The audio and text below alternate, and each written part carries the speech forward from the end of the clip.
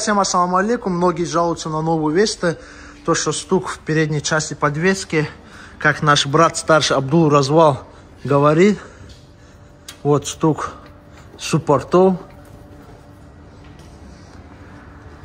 Честно сказать, стук такой неприятный. Многие думают, что у них ходовая уже приехала. На самом деле нет.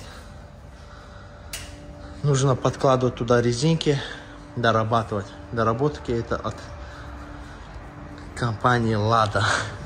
Нужно всегда самому дорабатывать.